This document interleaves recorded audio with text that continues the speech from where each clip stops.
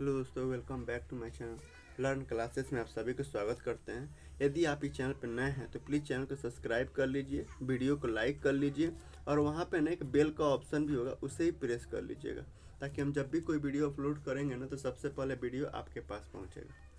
तो हम लोग क्या पढ़ रहे थे? हम लोग 11th क्लास का जो कॉमर्स सब्जेक्ट है ना उसके अंदर चैप्टर नंबर 2 के बारे में पढ़ रहे थे। चैप्टर नंबर 2 का क्या नाम था? Basic, BASIC, basic accounting terms, ACCOUNTING, basic accounting terms के बारे में पढ़ रहे थे, जिसमें से हम लोग ना कुछ अकाउंटिंग टर्म के बारे में तो पढ़ चुके हैं, पढ़ लिए हैं, समझ गए हैं। यदि आप वो वीडियो नहीं देखे हैं तो मेरा इसी चैनल पर वीडियो अवेलेबल है, तो प्लीज़ आप एक बार जाके विजिट करिए और वीडियो देखिए। आज हम लोग क्या पढ़ने वाले हैं? तो आज हम लोग ना इसी अकाउंटिंग टर्म्स के अंदर हम लोग पढ़ेंगे बीआर के बारे में। अब क्या होता है बीआर, अभी तुरंत थोड़ा देर में बताएंगे हम। बीपी के बारे में पढ़ेंगे। बीपी मतलब ब्लड प्रेशर नहीं, बीपी मतलब कुछ और होता है, हम अभी जानेंगे। टीआर के बारे में पढ़ेंगे, टीपी के बारे में पढ़ेंगे। ये क्या होता है बीआर, क्या होता है बीपी, क्या होता है टीआर, क्या होता है टीपी, ये सब अकाउंटिंग टर्म ही है। ठीक है, तो हम लोग कुछ अकाउंटिंग टर्म के बारे में पढ़ चुके हैं और आज इतना अकाउंटिंग टर्म के बारे में पढ़ना है। तो चलिए शुरू करते हैं। बीआर का मतलब क्या है? ये देखिए, ये बीआर जो है ना, ये बीआर जो है ये छोटा नाम है, इसका मतलब शॉर्ट नेम, इसका फुल फॉर्म होता है बिल रिसीएबल। क्या होता है? बिल रिसीएबल, RECEIVABLE, बिल रिसीएबल, जिसका हिंदी में अर्थ होता है प्राप्य बिल। मतलब बिल का मतलब तो बिल ही होता है, रिसीवेबल का मतलब होता है प्राप्त करना, यानी बिल प्राप्त करना। अब कैसा बिल प्राप्त करना अभी हम बताएंगे। मतलब प्राप्य बिल इसका अर्थ होता है। मतलब हम बताएं प्राप्य बिल क्या होता है। देखिए, जब एक दुकानदार या एक व्यापारी किसी दूसरे व्यापारी को माल बेचता है ना, और उस बेचे हुए माल के बदले में यदि पैसा नहीं आता है, बल्कि एक डेट निकल के आता है कि इस डेट को हम पेमेंट कर देंगे, तो उस डेट को पक्का करने के लिए एक बिल जनरेट किया जाता है, एक बिल तैयार किया जाता है और उस बिल को बोलते हैं बिल रिसीवेबल। ठीक है, मैं अभी आपको बताता हूँ। देखिए, बिल रिसीवेबल का जो संबंध होता है ना, यानी रिलेशन जो होता है ना, RELATION, यानी बिल रिसीवेबल का जो संबंध होता है वो होता है डेटर के साथ, DBTORS, डेटर के साथ होता है। अब डेटर क्या होता है, मैं इस पर ऑलरेडी वीडियो जो है ना बहुत ही बढ़िया से बना रखें। यदि आप वो वीडियो नहीं देखें ना तो प्लीज़ आप एक बार जाके इसी चैनल पर वीडियो देखिए ना, सब वीडियो अवेलेबल है। फिर भी चूंकि बिल रिसीवेबल का संबंध डेटर के साथ होता है तो मैं तो डेटर बताऊंगा अभी, तभी ताकि डेटर बताएंगे तभी जाके बिल रिसीवेबल समझ में आएगा। मतलब बिल रिसीवेबल का मतलब होता है कि जब एक दुकानदार किसी दूसरे दुकानदार को या किसी कस्टमर को माल बेचता है और उस बेचे हुए माल के बदले में यदि पैसा नहीं आता है, बल्कि एक डेट उभर के आता है, एक दिनांक, एक तारीख उभर के आता है कि इस तारीख को हम पेमेंट कर देंगे, तो उस तारीख को पक्का करने के लिए मतलब कन्फर्म करने के लिए ना एक बिल जनरेट किया जाता है, एक बिल तैयार किया जाता है और उस बिल को बोलते हैं बिल रिसीवेबल या बिल पेपर। देखिए कैसे, जैसे मान लीजिए यह एक दुकान है, शॉप है, व्यवसाय है, हम लिख देते हैं यहाँ पे बी, यानी ये व्यवसाय है, जिसका बिजनेसमैन यानी ऑनर जो है यहाँ पे है, ये ऑनर है। ठीक है, ये ऑनर है, सुंदर सा ऑनर है। ठीक है, और यहाँ पे भी एक दुकान है, ये भी एक बिजनेस है और इसका दुकान मतलब ऑनर यहाँ पे, ये लेडीज ऑनर है। चलिए हम बढ़िया से ड्राइंग कर देते हैं, हमको ड्राइंग करने आता नहीं है फिर भी हम ड्राइंग करते हैं। ठीक है, ये लेडीज ऑनर है। ठीक है, इसका नाम जो है ना किशन है, इस बिजनेसमैन का क्या नाम है? किशन है। और इस लेडीज बिजनेसमैन का क्या नाम है? सिमरन है। ठीक है, ठीक है। अब किशन जो है ना सिमरन को, मतलब इस दुकानदार भाई को, इस दुकानदार भाई को 50,000 रुपीज़ का, 50,000 रुपया का माल बेचा है। माल मतलब अंग्रेजी में क्या है? गुड्स बेचा है। अब गुड्स क्या होता है मैं इस पर ऑलरेडी वीडियो बना चुका हूँ, फिर भी बताता हूँ। चलिए कोई दिक्कत नहीं, लेकिन मैं ऑलरेडी वीडियो बना चुका है। देखिए कोई भी व्यापारी जिस चीज़ का वह व्यापार करता है ना, वह उसके लिए गुड्स होता है। ठीक है, अगर फुल डिटेल जानना है ना तो मेरे इस चैनल पे वीडियो अवेलेबल है, आप प्लीज़ वहाँ जाइए, एक बार वीडियो देख लीजिए। मतलब बहुत ही अच्छा, सटीक, बहुत ही ईजी तरीके से समझाया गया है। तो किशन जो है ना 50,000 का माल सिमरन को बेचा है, लेकिन पता है कैसे? उधार बेचा है, यानी नगद नहीं बेचा, उधार बेचा है, ऑन क्रेडिट बोलते हैं।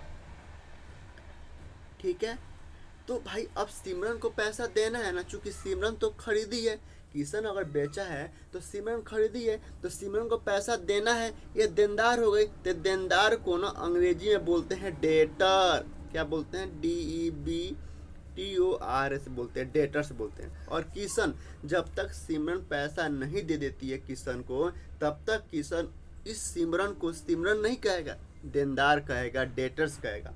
और जिस दिन सिमरन किशन को यह 50,000 रुपया दे देगी इस माल के बदले में, तब किशन जो है ना उसे डेटर्स ना बुलाकर सिमरन बुलाएगा। ठीक है, तो डेटर समझ गए ना कि मतलब जब कोई व्यापारी किसी दूसरे व्यापारी को उधार में माल बेचता है और उस बेचे हुए माल के बदले में यदि पैसा नहीं आता है, तो उस व्यक्ति को जिसे बेचा है यानी सिमरन को, वह डेटर्स बुलाएगा। तो अब किशन पूछ रहा है सिमरन से कि सिमरन आप पैसा कब दोगी? सिमरन बोले यार ये 50,000 रुपया जो है ना हम 2 मंथ यानी 2 महीने के बाद आपको पे कर देंगे। 2 मंथ बाद जो है ना मैं आपको पैसा दूंगी। सिमरन कर रही है कि 2 महीने बाद हम किशन आपको हम पैसा देंगे, चूँकि हमारे पास पैसा है नहीं। आप माल दिए हो, गुड्स दिए हो, लेकिन मेरे पास पैसा है नहीं, तो मैं 2 महीने के बाद पैसा दूंगी। किशन बोला यार तुम सिमरन इससे पिछली बार भी ऐसे ही माल ले गई थी, तुम पैसा दी नहीं, बताओ ऐसे कैसे काम चलेगा? तो सिमरन बोली नहीं भाई मेरा पैसा आने वाला है, 2 महीने बस इंतजार करो, 2 महीने के बाद हम आपको हैंड ओवर कर ही दूंगा 50,000 रुपया। तो किशन बोला पक्का 2 महीने बाद पैसा दे दोगी? पक्का 100%? तो सिमरन बोली हाँ भाई दे दूंगी। तो किशन ने क्या किया, अपने जेब में से जो है ना तुरंत एक ऐसा बिल निकाला, कोरा बिल, सादा पेज निकाला, प्लेन पेज निकाला, और उस पर लिखा सिमरन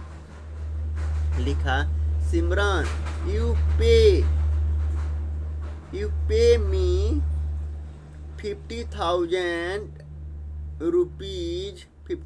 rupees after 2 month, राइट? तो सिमरन बोली हाँ मैं दे दूंगी भाई, 2 महीने बाद पैसा दे दूंगी आपको। तो किशन बोला चलो ठीक है, इस पे ना आप साइन करो। तो यहाँ पे ना सिमरन जो है ना अपना साइन कर ली। ठीक है, और ये बिल लेकर जो है ना किशन जो अपने पास रख लिया ये बिल। अब किशन क्या करेगा, 2 महीने बाद जाएगा बिल लेके, सिमरन को दिखाएगा कि सिमरन देखो आप पैसा दो 50,000 रुपया।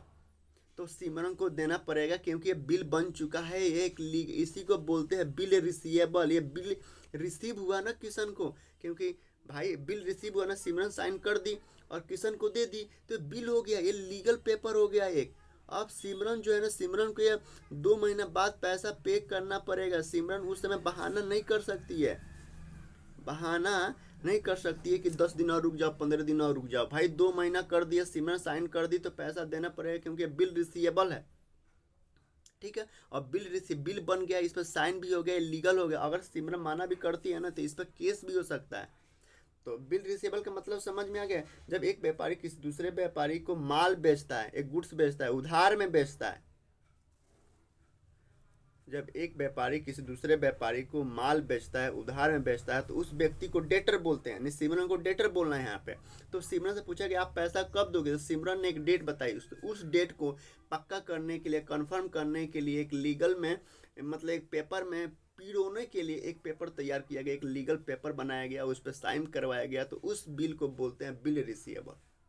क्योंकि ये बी जो है, जो किशन जो है, इसको बिल रिसीव हुआ जिस पर सिमरन का साइन है, तो इसको हम बोलते हैं बिल रिसीवेबल। और ये बिल रिसीवेबल कोई पैसा नहीं है भाई, ये बिल रिसीवेबल जो है ना पैसा नहीं है, बल्कि ये पैसा में कन्वर्ट हो सकता है। 2 महीने के बाद ये पैसे में बदल जाएगा। जैसे हम किसी को चेक देते हैं, तो क्या अगर हम चेक देते हैं तो पैसा हमारे बैंक से कट जाता है। जब तक हमारे बैंक में पैसा होगा, वो बैंक में चेक लेके जाएगा, तब ना बैंक से पैसा कटेगा। ठीक उसी प्रकार बिल रिसीव हुआ, ये प्रूफ हो गया कि भैया सिमरन जो है ना 2 महीने बाद हमको पैसा देगी, गारंटी का पेपर हो गया। एक एग्रीमेंट हो गया कि सिमरन तुम 2 महीने के बाद पैसा तुमको देना ही पड़ेगा 100%। तो इस बिल को बोलते हैं बिल रिसीवेबल। और ये ना बिल रिसीवेबल जो होता है ना, बीआर जो होता है ना, एक करेंट एसेट होता है। क्यों करेंट एसेट क्या होता है मैं ऑलरेडी पढ़ा चुका है। यदि आप वो वीडियो नहीं देखे हैं तो मेरा इसी चैनल पर यानी लर्न क्लासेस के चैनल पर वीडियो अवेलेबल है, तो आप प्लीज़ एक बार जाकर देख लीजिए। करेंट एसेट है मतलब अगले 1 साल के अंदर एक कैश में कन्वर्ट हो सकता है, कैश बन जाएगा या बिल रिसीवेबल कैश बन जाएगा, इसलिए करंट एसेट है। 2 महीने के बाद तो ये कैश में परिवर्तित हो जाएगा। सिमरन के पास जाएंगे, सिमरन को बिल दिखाएंगे, सिमरन हमको पैसा दे देगी, इस बल्क बिल को फाड़ दिया जाएगा या अपने पास रख लेगी, वो है कि नहीं, कैंसिल कर दिया जाएगा। तो इसे हम करंट एसेट बोलते हैं। और इसे ना बैलेंस शीट के एसेट साइड में, अब एसेट क्या होता है मैं अभी पढ़ा दिया हूँ, बैलेंस शीट नहीं पढ़ाया हूँ। तो एसेट तो पढ़ा दिया हूँ, बैलेंस शीट नहीं पढ़ाया हूँ, तो इसको भी पढ़ा देंगे, लेकिन बैलेंस शीट के एसेट साइड में दिखाते हैं। तो पक्का समझ में आ गया बिल रिसीवेबल क्या होता है। यानी जब एक व्यापारी किसी दूसरे व्यापारी को या कस्टमर को माल बेचता है और उस बेचे हुए माल के बदले में यदि पैसा नहीं आता है, बल्कि जो माल खरीदा है ना उधार में, वह एक डेट देता है कि भैया इस डेट को, एक तारीख तय करता है कि इस तारीख को मैं आपको पेमेंट कर दूंगा। तो उस तारीख को पक्का करने के लिए, कंफर्म करने के लिए एक बिल तैयार किया जाता है और उस बिल पे जो माल खरीदा है ना उधार, उससे साइन करवाया जाता है और उस बिल को जो माल बेचा वो अपने पास रख लेता है और उसे बोला जाता है बिल रिसीवेबल। और ये करेंट एसेट होता है। ठीक है, अब हम पढ़ेंगे बिल पेबल के बारे में। बिल रिसीवेबल समझ में आ गया। अब बिल पेबल क्या होता है। बिल पेबल को शॉर्ट में बोलते हैं, बिल पेबल को शॉर्ट में बोलते हैं बीपी, और इसका पूरा फुल फॉर्म नाम होता है, ब्लड प्रेशर नहीं होता है, बिल पेबल होता है। यानी इस बार हम किसी को बिल पे कर रहे हैं। पिछली बार क्या हुआ था, बिल रिसीव हुआ था, PAYBLE। पिछली बार क्या हुआ था, बिल रिसीवेबल के अंदर बिल रिसीव हुआ था। इस बार क्या हुआ, बिल पे किया जा रहा है। यानी हिंदी में कहे तो दे बिल, यानी इसमें ना बिल देना है किसी को। तो बिल पेबल का जो संबंध होता है ना, वह क्रेडिटर के साथ होता है। जो रिलेशन होता है RELATION, यानी बिल पेबल का जो रिलेशन होता है वह क्रेडिटर के साथ होता है। CREDITORS, क्रेडिटर्स के साथ होता है। अब क्रेडिटर क्या होता है मैंने बता दिया भैया, इस पर सब वीडियो बना चुके हैं। आपको यदि पूरा डिटेल चाहिए ना तो मेरे लर्न क्लासेस जो है ना उस पर जाके, लर्न क्लासेस का जो चैनल है ना उस पर जाके आप वीडियो देखिए, हर वीडियो अवेलेबल है। तो क्रेडिटर क्या होता है ना, जब एक व्यापारी किसी दूसरे व्यापारी से माल परचेज करता है वो भी उधार में, तो भैया जो माल परचेज किया उधार में उसको तो क्रेडिटर बोलना है जब तक वो पैसा पेमेंट नहीं करता है। तो जो माल बेचा है ना, उस जो माल खरीदा है उससे पूछ रहा है कि भैया आप पेमेंट कब दोगे। तो जो माल खरीदा है ना वो बोला कि हम 3 महीने 4 महीने बाद देंगे। तो इस डेट को ना एक बिल में सजाने के लिए, पक्का करने के लिए, मतलब पक्का करने के लिए भाई कि तुम वास्तव में 3 महीने 4 महीने बाद दे दोगे, उसके लिए एक बिल तैयार किया जाता है, एक बिल प्रिपेयर किया जाता है। उस बिल को बोलते हैं बिल पेबल। जैसे एग्जाम्पल से समझिए, जैसे मान लीजिए यह एक बिजनेस है। क्या है, यह एक बिजनेस है और बिजनेस का ऑनर यहीं पे खड़ा है। मुझे ड्राइंग करना नहीं आता है, फिर भी मैं आपको समझाने के लिए बढ़िया से ड्राइंग करते। ये बिल क्या है, ऑनर है, इसका नाम है रंजीत। ठीक है, और यहाँ पे भी एक बिजनेस है, 2 जगह बिजनेस है भाई, तभी तो खरीदारी बिक्री होगा, खरीद बिक्री होगा। ये दूसरा बिजनेस है, दूसरे किसी और का है। यहाँ पे ना एक और व्यक्ति है, ये एक और व्यक्ति, इसका नाम है सुंदर। क्या नाम है, सुंदर। ये भी ऑनर ही है, ये इस बिजनेस का ऑनर है, ये इस बिजनेस का ऑनर है। यानी ये बिजनेस का ऑनर है, ये बी बिजनेस का ऑनर है। मतलब बिजनेस है, एक शॉप है, लेकिन ए इस बिजनेस का नाम ए है, इस बिजनेस का नाम बी है। इसका ऑनर रंजीत है, इसका ऑनर सुंदर है। तो इस बार रंजीत जो है ना सुंदर से, इस बार रंजीत जो है सुंदर से माल परचेज किया, यानी गुड्स जो है GOODS, गुड्स यानी माल जो है परचेज किया, वो भी उधार में। पता है कितना का, 80,000 का। यानी रंजीत जो है सुंदर भैया से 80,000 का माल जो है, गुड्स जो है परचेज किया, वो भी उधार में परचेज किया। तो ये पैसा देगा और सुंदर पैसा लेगा, तो सुंदर लेनदार हो गया भाई, सुंदर लेनदार हो गया। सुंदर को क्या बोलेंगे अंग्रेजी में, क्रेडिटर्स बोलेंगे, क्रेडिटर्स बोलेंगे। यदि आप रंजीत का बुक बना रहे हो तो रंजीत के नज़रिया से देखोगे तो सुंदर को पैसा देना है, यानी सुंदर लेनदार है, पैसा लेगा क्योंकि वो माल दिया 80,000 का माल दिया, वो भी उधार में। तो रंजीत जो है ना जब तक सुंदर को पेमेंट नहीं करेगा तब तक उसे सुंदर नहीं कहेगा, क्या कहेगा, क्रेडिटर कहेगा। यानी जब एक व्यापारी किसी दूसरे व्यापारी से माल खरीदता है वो भी उधार में, तो जिससे माल खरीदा है, सुंदर से माल खरीदा है ना, तो जिससे माल खरीदा है उसको तब तक पैसा नहीं देगा, जब तक पैसा नहीं देगा या 80,000 रुपया, तब तक उस व्यक्ति का नाम नहीं रखेगा, उसे क्रेडिटर बुलाएगा। और जिस दिन पैसा दे देगा उस दिन से फिर उसको सुंदर सुंदर कहेगा, उसका नाम रखेगा। तो अब सुंदर पूछा रंजीत से, उल्टा हो रहा है, पिछले के अपोजिट है। अब सुंदर पूछ रहा है रंजीत से कि रंजीत तुम पैसा कब दोगे।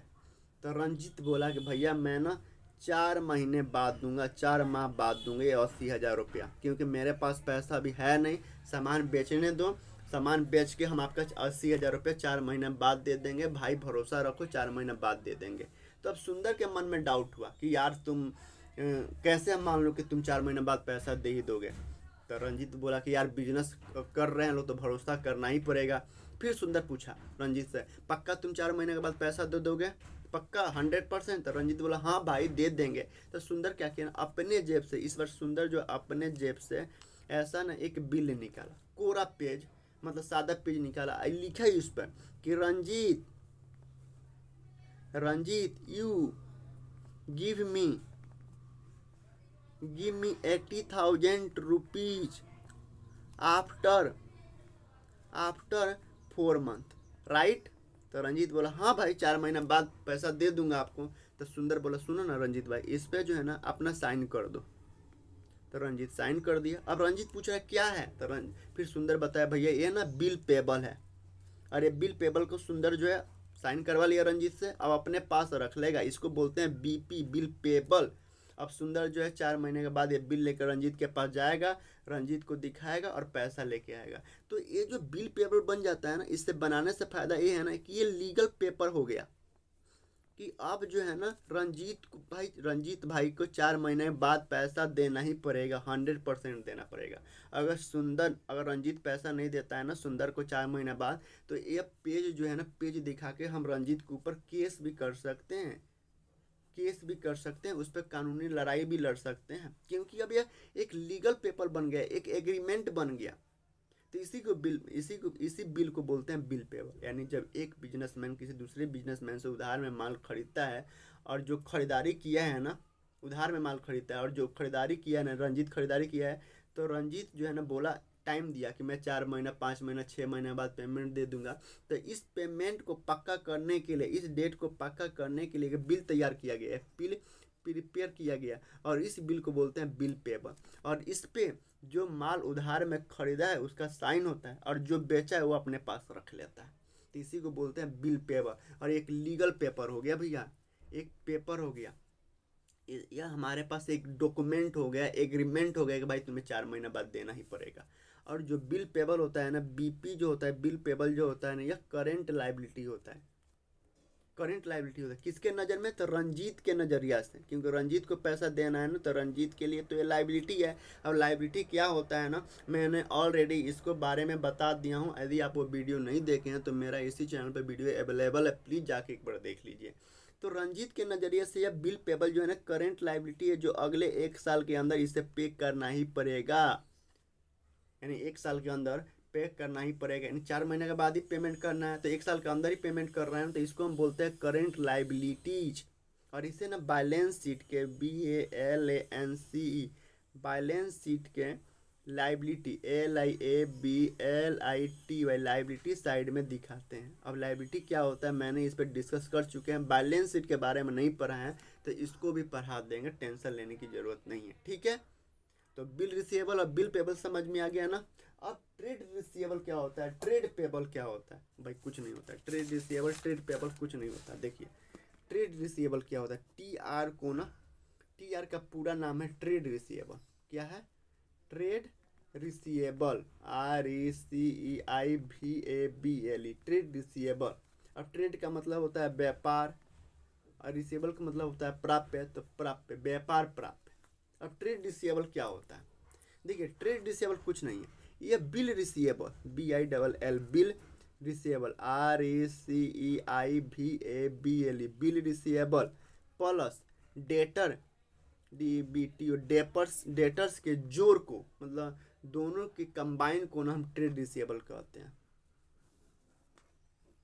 मतलब बिल रिसीवेबल और डेटर के जोड़ को हम क्या कहते हैं, TR कहते हैं, ट्रेड रिसीवेबल कहते हैं। जैसे जैसे मान लीजिए एक व्यक्ति है, मान लीजिए रोहन नाम का एक व्यक्ति है, जिसको एक बिजनेसमैन रोहन नाम का व्यक्ति है, जिसे सोहन ने रोहन को 5 लाख रुपये का, कितना, 5 लाख रुपये का जो है ना गुड्स बेचा है, वो भी उधार में, यानी ऑन क्रेडिट, उधार में बेचा है। तो सोहन पूछ रहा है रोहन से कि रोहन तुम ये पैसा कब दोगे? तो रोहन बोला, यार मैं ना कुछ पैसा तो कल दे दूंगा, कुछ पैसा ना 2-3 महीना बाद दूंगा। तो जो कुछ कल दे देगा ना, यानी कह रहा है कुछ पैसा, मतलब 2 लाख रुपया ना मैं कल पक्का 100% दे दूंगा। टुमारो, TOMORO, टुमारो, मैं ना कल ये दे दूंगा। लेकिन ये जो 3 लाख रुपया है ना, ये आपको ना 1 महीने के बाद, यानी 1 मंथ, MONTH, 1 मंथ बाद देंगे।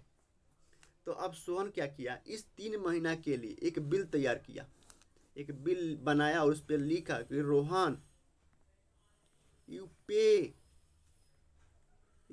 मी 3 लाख रुपीज आफ्टर 1 मंथ, और उस पे ना रोहन का साइन करा के अपने पास रख लिया, बिल रख लिया। तो इसको बोलते हैं बिल रिसीवेबल, क्योंकि सोहन को ये बिल मिला, सोहन को ये बिल रिसीव हुआ ना, अब 1 महीना बाद ये बिल लेके जाएगा और रोहन से 3 लाख रुपया लेके आएगा, और लीगल पेपर हो गया, माना नहीं कर सकता, आनाकानी नहीं कर सकता है रोहन, क्योंकि नहीं तो फिर केस हो सकता है, आनाकानी नहीं कर सकता है, नहीं तो फिर केस हो सकता है। तो ये बिल रिसीवेबल है, ठीक है, ये भी करेंट एसेट ही है, यानी बिल रिसीवेबल जो है करेंट एसेट है। और चूंकि डेटर ये बोला है कि कल दे दूंगा, ये ओरल में है, यानी मौखिक बोला है कि कल दे दूंगा, मौखिक बोला है कि विश्वास रखो कल 2 लाख रुपया 100% दे दूंगा, लेकिन 3 लाख रुपया रिटर्न में ले लो हमसे, कि रिटर्न में ले लो, हम 3 लाख रुपये 1 महीना बाद पक्का दे दूंगा। तो ये जो है ना 2 लाख रुपया तो कल मिलेगा, आज तो मिला नहीं है, और 3 लाख रुपये 1 महीना बाद मिलेगा। तो अगर हम आज बैलेंस शीट बनाते हैं, BALANC बैलेंस शीट बनाते हैं, तो बैलेंस शीट बनाते हैं ना, तो जो डेटर, इसको तो डेटर बोलेगा सोहन, भाई ये भी माल बेचा है ना, तो इसको भी डेटर बोलेगा, क्योंकि इस पर तो अभी कंफर्म नहीं हुआ पैसा कब दे देगा, कंफर्म ये है, मौखिक में हुआ है कि कल दे देगा 2 लाख रुपया। तो जब तक पैसा नहीं देता है तब तक तो रोहन नहीं डेटर्स बोलेगा। तो डेटर भी करेंट एसेट होता है, और इसे भी बैलेंस शीट के एसेट साइड में दिखाते हैं। और बिल रिसीवेबल भी चूंकि रिटर्न में हो गया तो ये भी करेंट एसेट है, और इसे भी बैलेंस शीट के एसेट साइड में दिखाते हैं। तो अब रोहन जो है ना, अब बैलेंस शीट जब सोहन बनाएगा ना, सोहन अपना जब बैलेंस शीट बनाएगा, तो वहाँ पे भाई, वहाँ पे पैसा भी मिला नहीं। अगर आज ही बना रहा है, अगर आज बैलेंस शीट बना रहा है, तो वहाँ क्या लिखेगा, वहाँ लिखेगा, तो लिखेगा डेटर्स, DEBTOR, डेटर्स लिखेगा 2 लाख रुपया, कि मेरे को डेटर से लेना है 2 लाख रुपया, और एक BR है 3 लाख रुपया का, ये 2 लिखेगा। लेकिन जब मतलब ये दोनों काट के ना, ये दोनों ना लिख के वो लिख सकता है केवल trade receivable, TRADE, trade receivable, RECEIVABLE, trade receivable लिख के 5 लाख रुपया दिखा देगा। क्योंकि अब ये भी जो है ना एसेट ही है, ट्रेड रिसीवेबल भी करेंट एसेट ही होता है, एसेट है, और एसेट में एक करेंट एसेट है, और इसे भी बैलेंस शीट के एसेट साइड में दिखाते हैं। तो ये दोनों ना दिखाकर ये 5 लाख रुपया दिखा दिया ट्रेड रिसीवेबल में। तो ठीक है, तो ट्रेड रिसीवेबल जो होता है ना, बिल रिसीवेबल और डेटर के जोड़ को, कंबाइन को ट्रेड रिसीवेबल बोलते हैं, ठीक है।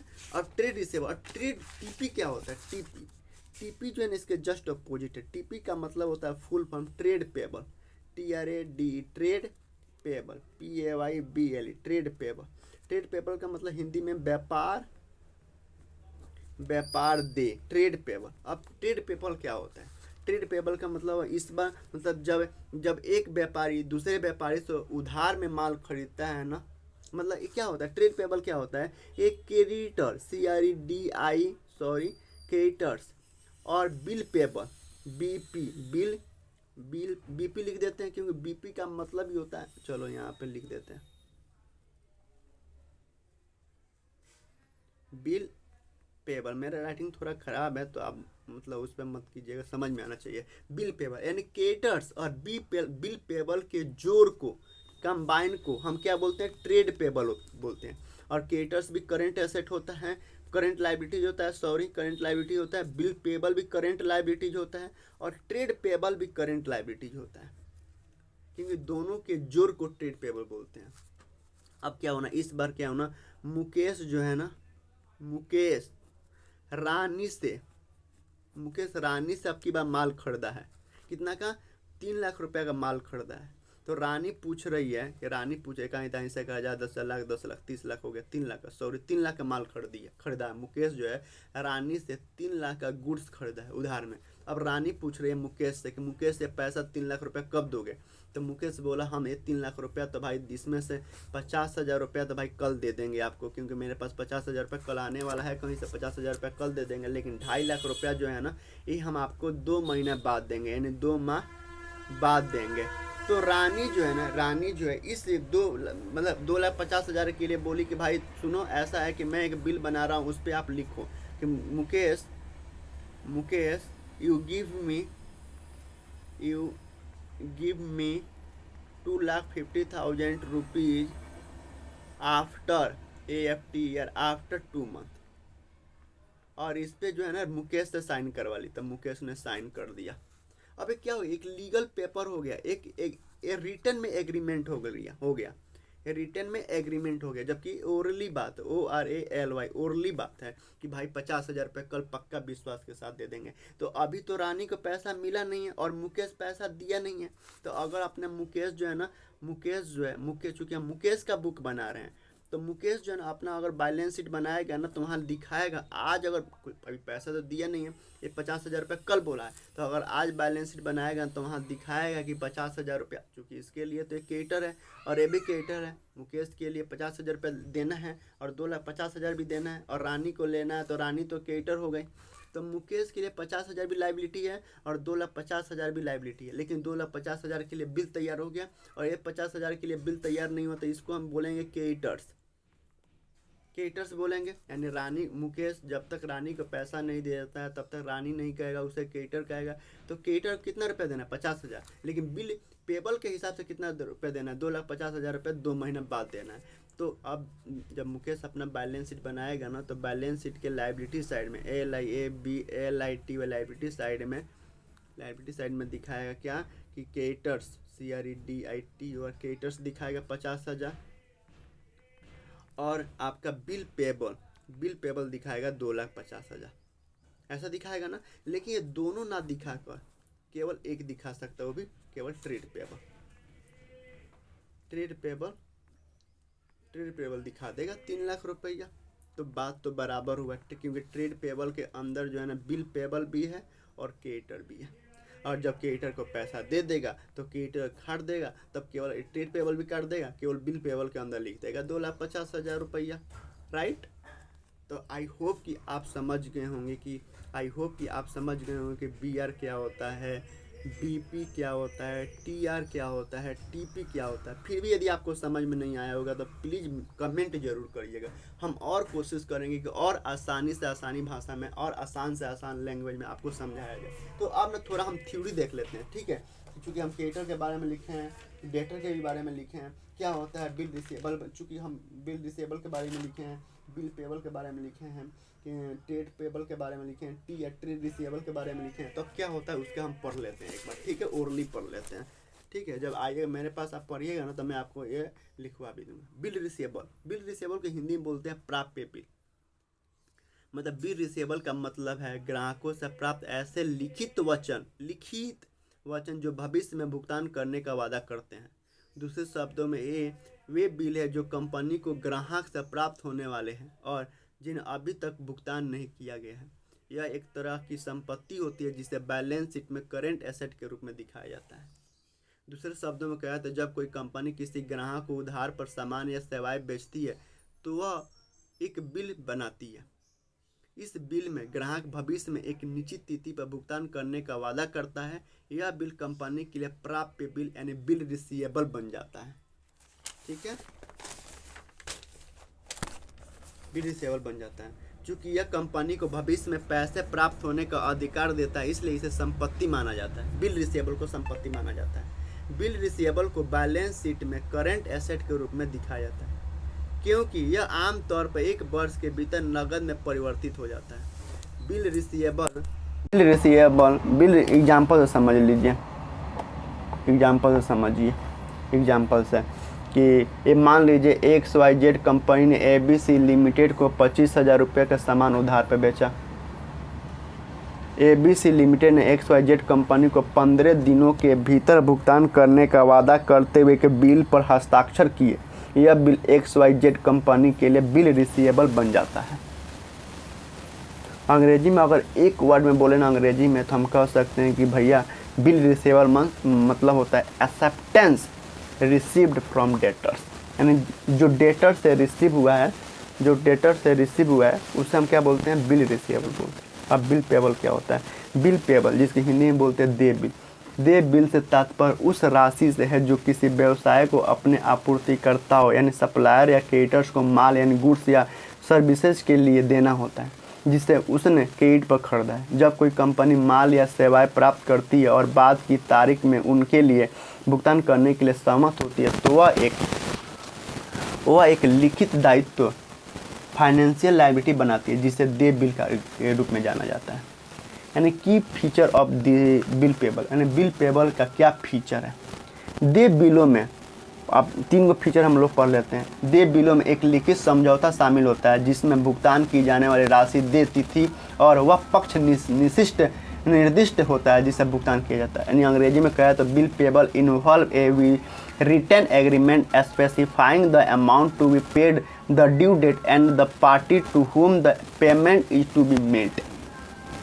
इन्हें अल्पकालिक देनदारियों के रूप में वर्गीकृत किया जाता है, क्योंकि इन्हें आमतौर पर 1 वर्ष के भीतर चुकाना होता है। यानी they are classified as short term liability as they are usually due within a year. They bill कानूनी रूप से बाध्यकारी दस्तावेज है, यानी लीगल एग्रीमेंट है भाई, और उनका सम्मान न करने पर कानूनी परिणाम भुगतने पड़ सकते हैं। यानी bill payable are legally binding document and not honouring then can lead to legal consequence. उदाहरण के लिए देख लीजिए एग्जाम्पल, मान लीजिए कि कंपनी X सप्लायर Y से 10,000 मूल्य का कच्चा माल खरीदती है, लेकिन कंपनी X के पास भुगतान करने के लिए पर्याप्त धन नहीं है, इसलिए कंपनी X तुरंत भुगतान करने के बजाय सप्लायर Y को दे बिल जारी करती है। ठीक है, अंग्रेजी में कहा बिल पेबल का मतलब तो acceptance given to the creditor, मतलब मैंने बिल एक एक्सेप्ट किया और क्रेडिटर को दे दिया, उसे हम बोलते हैं बिल पेबल। और ट्रेड रिसीवेबल क्या होता है? तो it is the sum total of debtor bill receivable. यह बिल रिसीवेबल और डेटर के सम को, जोड़ को बोलते हैं। ठीक है, यानी ट्रेड रिसीवेबल बराबर क्या होता है? Debtors plus bill receivable. Trade payable बराबर, ट्रेड पेबल क्या होता है? ट्रेड पेबल मतलब व्यापार दे। It is the sum total creditors and bill payable, यानी यह बिल पेबल और क्रेडिटर के कंबाइन को ट्रेड पेबल कहते हैं। ट्रेड पेबल का फॉर्मूला होता है क्रेडिटर प्लस बिल पेबल, और इसके बारे में मैं आपको बढ़िया से समझा भी दिया हूँ। यदि आपको फिर भी समझ में नहीं आया, मैं बार बार कह रहा हूँ कि यदि आपको समझ में नहीं आया है ना, तो ज़रूर कमेंट करिएगा। मैं कोशिश करूँगा कि और आपको आसानी भाषा में समझाया जाए, जितना हो सके और आसान ईजी में आपको ईजी में समझाऊंगा आपको। ठीक है, तो प्लीज़ कमेंट करिए और बताइए कि वीडियो कैसा लगा। फिलहाल आज के लिए इतना ही, फिर बाय, फिर कल मिलते हैं। जय हिंद।